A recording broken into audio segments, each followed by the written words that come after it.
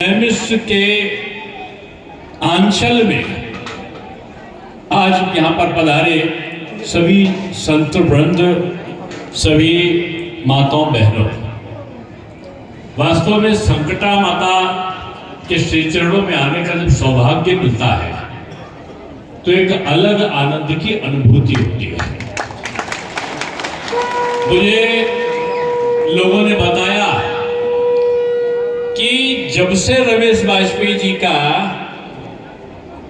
और इनके सुयोग्य पुत्र आशीष और बागीश, मुझे नाम याद हो गया, का योगदान हुआ है, तब से यहाँ 4 चांद लगे और एक चांद छुपा हुआ है। वो लखनऊ में एक साहित्यकार के रूप में, जिनको मैं कहता हूँ साक्षात सूर्य मूर्ति, ये हमारे भास्कर शर्मा और तमाम लोग, एक अच्छी टीम इनकी बनी हुई है। और इसके साथ ये यहाँ पर मंदिर का कई दिनों का आयोजन करते हैं। पिछली बार भी आया था तो पंडाल भरा हुआ था। आज भी मैं देख रहा हूं कि कितने शांत पूर्वक यहाँ की माताएं बैठी हैं, और संत वृंद तो शांत होते ही, और जहां पर संत हैं वहां पर बसंत है। और बसंत अब की तो मैं कहने जा रहा हूं कि एक नया चीज आ गया भारतवर्ष में। मैं पहले नहीं समझता था इसका अर्थ क्या है।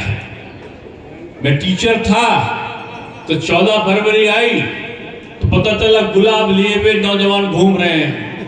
मैंने कहा क्या है, तो बाद में लोगों ने कहा अरे डॉक्टर साहब आप प्रोफेसर नहीं जानते हो, आज तो वैलेंटाइन डे है। ये वैलेंटाइन डे कहां से आ गया मेरे भारत में? ये तो बसंत पंचमी में तो प्यार प्रकृति से भी होता है, पिता से भी होता है, माँ से भी होता है। और आज मुझे याद है बचपन में जब पीले पीले रंग के कपड़े पहनकर मैं, अम्मा और पिताजी के साथ, वो भी पीला कपड़ा पहनते थे, हम लोग रिक्शे में बैठकर जाते थे। और पर मुझे याद है कि अम्मा और पिताजी के विवाह का दिन भी बसंत पंचमी था। पूरा शहर बसंत पंचमी में पीले पीले रंग में घूमता था। अब तो बसंत पंचमी आती है तो पता ही नहीं चलता, क्योंकि पीला रंग पहनने में लोगों को शर्म आती है।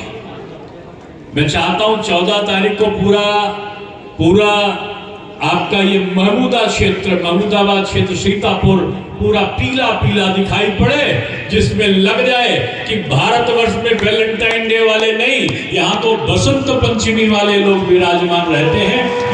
ये आवाज आनी चाहिए। आज माता का दर्शन, माता तो सब में विराजित है, उनका पहला स्थान होता है। देवताओं में भी पहला होता है। लक्ष्मी नारायण, लक्ष्मी पहले, नारायण बाद में, राधे कृष्ण, राधा पहले, कृष्ण बाद में, गौरी शंकर, गौरी पहले, शंकर बाद में, पता सीताराम, सीता पहले, राम बाद में, उमा शंकर, उमा पहले, शंकर बाद में। इसलिए इस पृथ्वी पर नहीं बल्कि देवलोक में भी नारी का सम्मान है। इसलिए माता संकटा को सबसे पहले प्रणम्य भाव में प्रणाम करने के बाद हर देवी देवता जिनकी आपने यहाँ पर मूर्ति लगाई है उनका प्राण प्रतिष्ठा किया है। हालांकि प्राण प्रतिष्ठा पे भी आज लोग, यहाँ तो आपने प्राण प्रतिष्ठा किया, इतने सारे लोग आपको साधुवाद दे रहे हैं, लेकिन अयोध्या में रामलला का प्राण प्रतिष्ठा हुआ तो एक दल के पदाधिकारी के पेट में दर्द हो गया, और वो लोग, एक पार्टी के लोग कहने लगे प्राण कहां से आ गए। मैंने कहा दिन में रहते हुए, आंख रहते हुए लोग नहीं देख पाते। रामलला की सादी मूर्ति देखो और रामलला की आंख को देखो, और मोदी जी के इतने लंबे समय तक उपवास में रहने के बाद, रामलला की प्रतिष्ठा के बाद, रामलला की आंखों में झांक कर देखो तो लगेगा कि बाल्यकाल का प्रेम पूरा आपके आंखों में समाया जा रहा है। ये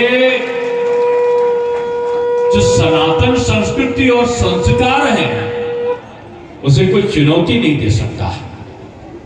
और चुनौती देने वाले को चुनाव में जनता चुनौती देती है और हराकर उनको उनके घर में भेज देती है।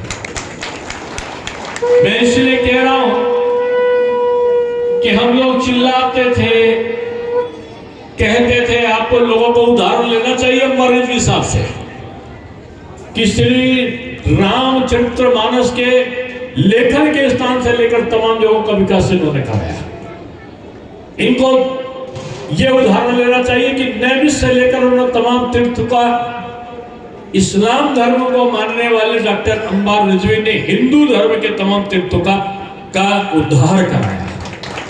यह उदाहरण हो सकता है, लेकिन तमाम ऐसे लोग हैं नाम तो रखेंगे राम जी के नाम पर और तमाम प्रकार के और नाम पे, और राम को चुनौती दोगे।